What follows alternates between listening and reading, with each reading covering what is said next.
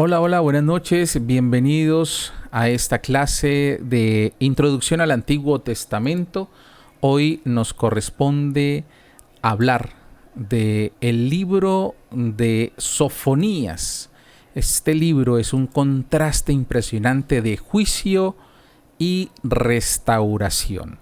Para poder dar inicio a esta clase en la que estamos aprovechando todas las herramientas virtuales digitales, me gustaría que iniciáramos con uno de los videos que hace algunos días, algunos meses recomendé, que se trata de Lee la Biblia. Vamos a entonces a observar este video muy corto para tener un bosquejo de qué se trata el libro de Sofonías. Yo sé que muchos ya lo han leído. Si no lo han leído, por favor, aquí en este blog les dejo también un video de una lectura guiada en donde usted puede ir escuchando e ir leyendo en su Biblia Reina Valera. Veamos entonces este pequeño resumen de lo que es el libro de Sofonías. Vamos a ponerle mucha atención. El libro del profeta Sofonías. Sofonías vivió durante las décadas finales de Judá, el reino del sur. Fue cuando el rey Josías había intentado traer un cambio verdadero a la tierra al quitar los ídolos y restaurar el templo para adorar solo al Dios de Israel. Pero Israel ya había ido demasiado lejos. La adoración a otros dioses estaba demasiado arraigada en la vida del pueblo. Y resultó que el orgullo de Josías lo llevó a una muerte trágica en el campo de batalla, mientras conducía a Jerusalén hacia una colisión con Babilonia. Y Sofonías ya había visto cómo vendría todo esto. Durante años, él había estado advirtiendo a los líderes de Israel, y este breve libro es una colección de su poesía que resume su mensaje. Está diseñado para tener tres partes principales. La primera se enfoca en el día en que el juicio del Señor vendrá sobre Judá y Jerusalén. La segunda parte es acerca del día del juicio del Señor sobre las naciones y Jerusalén una vez más. Y luego, la tercera sección explora la esperanza que permanece para las naciones y para Jerusalén después del juicio de Dios. La primera sección inicia con una impactante inversión de Génesis 1.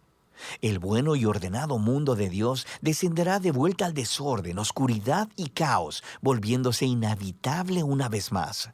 Y conforme sigues leyendo, te das cuenta de que el desarrollo de Sofonías de todas estas poderosas imágenes poéticas es para describir cómo terminará el mundo de Jerusalén. Todas las instituciones de la ciudad para adorar a los ídolos de los cananeos serán destruidas. Todos los líderes que cometieron injusticia, todos los centros económicos donde se realizaron préstamos y endeudamientos corruptos, todo desaparecerá con los muros de la ciudad. Sofonías desarrolla estas imágenes casi apocalípticas para mostrar la importancia de lo que va a suceder. Todo se refiere a un gran ejército que vendrá para acabar con Jerusalén. Ahora, es interesante que Sofonías nunca menciona de quién es el ejército que Dios usará para traer este juicio. Sabemos por los otros profetas, Miqueas o Habacuc, que es de Babilonia. Pero Sofonías nunca menciona eso. Y es porque quiere resaltar el papel de Dios en orquestar el auge y la caída de la ciudad. Y justo eso es lo que le da esperanza a Sofonías. No que Jerusalén como un todo pudiera escapar de su destino, pero en el poema final de la primera sección, él llama a cualquier persona en Jerusalén que quiera buscar al Señor. Y él dice que estos formarán el remanente fiel, las personas que podrían ser libradas si se arrepienten. En la segunda sección, Sofonías amplía su enfoque para incluir a las naciones que rodean a Judá, los filisteos o moabitas, los amonitas e incluso los asirios. Él los acusa a todos de corrupción, violencia y arrogancia, y él predice que todos ellos caerán también delante de Babilonia. Y lo impactante es que al final de esta sección, el pueblo al que se dirige es a los israelitas en Jerusalén. Es como si los líderes y profetas y sacerdotes de Israel fueran tan corruptos, violentos y tan separados de su Dios que Él ya ni siquiera los reconoce como su pueblo. Así que esta sección termina con la decisión final de Dios. Él dice que Él reunirá a todas las naciones, incluyendo a Jerusalén, y derramará su ardiente indignación. La justicia de Dios se convierte en este fuego consumidor que devora la maldad de la tierra, lo que es realmente intenso. Así que la siguiente línea, que nos lleva a la parte final del libro, llega como una completa sorpresa. Descubrimos que este fuego consumidor de juicio divino no es para destruir a las personas. Más bien, su propósito es purificar a las naciones, incluyendo a Jerusalén. Así que la sección inicia cuando Dios dice que Él sanará y transformará a las naciones rebeldes en una familia unificada, y que, después de haber sido purificados, ellos se volverán de su maldad e invocarán el nombre del Señor. Estas imágenes apuntan al cumplimiento de la promesa de Dios a Abraham, remontándose a Génesis 12, de que Dios encontraría una manera de bendecir a las naciones y a Jerusalén también. La conclusión del libro se enfoca en la restauración de la ciudad en el centro de las naciones. La presencia de Dios está ahí, en la ciudad restaurada, junto a ese fiel remanente que ha sido humillado y transformado por la misericordia de Dios. Y ellos son llamados a cantar y a regocijarse. Y luego, en esta sorprendente imagen, se nos dice que Dios es un poeta que también quiere cantar. Su Dios vivirá entre ustedes y Él los celebrará con canciones de júbilo, dice Sofonías. El poema final del libro termina con imágenes muy poderosas acerca de Dios reuniendo en su familia a los marginados, los pobres y los quebrantados, en donde los exalta en un lugar de honor. Y así termina el libro. El breve libro de Sofonías contiene algunas de las más intensas imágenes de la justicia y el amor de Dios que encontrarás en los profetas. Su justicia trata sobre su pasión por proteger y rescatar su mundo del horror de la maldad y de la violencia humana. Dios no tolerará las cosas horribles que los humanos se hacen entre ellos y a su mundo. Pero Él trae su justicia para restaurar, para crear un mundo en el que las personas puedan florecer con seguridad y paz debido a su amor. Así que Sofonías nos obliga a abrazar juntos estos dos aspectos del carácter de Dios, su justicia y su amor. Y Él quiere que descubramos que juntos ellos contienen la esperanza futura de nuestro mundo. Y de eso trata el libro de Sofonías. Excelente esta apreciación del libro de Sofonías que encontramos en internet. Recuerde que es material que puede servir de estudio y que bueno, aquí en GLU, en la Jesus is Lord, podemos seguir avanzando en este estudio libro por libro. Entremos pues en materia con el libro de Sofonías. Vamos a mirar, vamos a ver quién es el autor, pues como su nombre lo indica, el autor es Sofonías. Contrario al uso común, Sofonías traza su descendencia hasta su bisabuelo Ezequías. Es probable que era de una descendencia noble. Es probable que sea de una descendencia noble. Muy bien, sigamos analizando este libro de Sofonías. Luego de la cesación de las profecías de Isaías, Miqueas, Nahum, Sofonías y Jeremías, hubo un periodo de 50 años durante el cual reinó el impío Manasés y el espíritu de profecía estaba adormecido totalmente. Este revivió durante el reinado de Josías, cuando ese monarca empezó la gran reforma en la cual Sofonías probablemente desempeñó una parte importante. Vamos a ver ahora la época en la que fue escrito este libro de Sofonías. Sofonías profetizó durante el reinado de Josías, rey de Judá, entre los años 640 al 690 antes de Cristo. Fue contemporáneo con Jeremías y Habacuc. El evento más significativo en Judea en la época de Sofonías fue el avivamiento y la restauración de la adoración en el templo bajo el rey Josías. 25 años después de la muerte de Josías, Babilonia destruyó el templo y llevó al pueblo de Israel al exilio. Vamos a ver entonces ahora el bosquejo. Son tres partes que me gustaría que tuviéramos todos aquí muy presente. Estas tres partes son necesarias para poder entender este maravilloso libro, que vuelvo y repito, es muy, muy corto para que lo leamos, lo releamos nuevamente. El primero, en el bosquejo, es una advertencia del juicio, y por eso lo puse así en mayúscula, una advertencia del juicio, y lo vemos en todo el capítulo 1. El segundo punto en el bosquejo es un llamamiento. Lo primero es la advertencia de ese juicio. El segundo es un llamado al arrepentimiento, y lo vemos en el capítulo 2, versículo 1, hasta el capítulo 3, versículo 7. Entonces, primero, una advertencia. Segundo, un llamamiento al arrepentimiento. Y como punto tercero, tenemos una promesa de restauración. Entonces, el bosquejo para este libro es el siguiente. Primero, una advertencia del juicio. Segundo, un llamamiento al arrepentimiento. Y tercero, una promesa de restauración. La primera, una advertencia de juicio. Sofonías anuncia un juicio impetuoso y destructivo. Impetuoso y destructivo. Pónganle mucho cuidado a eso. Sofonías profetiza la destrucción de la idolatría. Eso se cumplió en el reinado de Josías. Tercero, el castigo venidero de Judá se expone bajo la figura de un sacrificio. Las víctimas representan al pueblo y los huéspedes a los invasores caldeos. El cuarto punto de esta advertencia del juicio, que repetimos en el primer capítulo, el juicio caerá sobre todas las clases, sobre gobernantes, sobre sus hijos, sus siervos que despojan al pueblo, los mercaderes y sobre los que viven en el lujo, indiferencia y escepticismo. Hoy sería la clase política dirigente de Colombia, ¿verdad?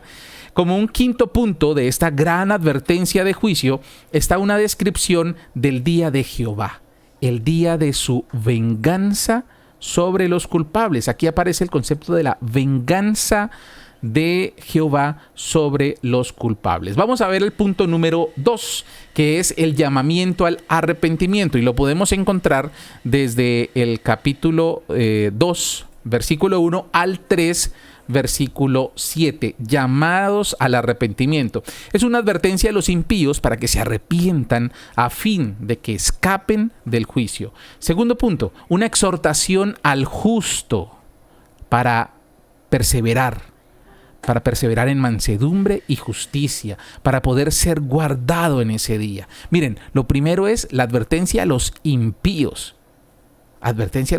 Y segundo, para que el justo persevere, para que el justo siga allí en mansedumbre, porque él sabe que hay justicia sobre él. Tercero, el llamamiento al arrepentimiento es vigorizado por la certidumbre de los juicios sobre las naciones vecinas.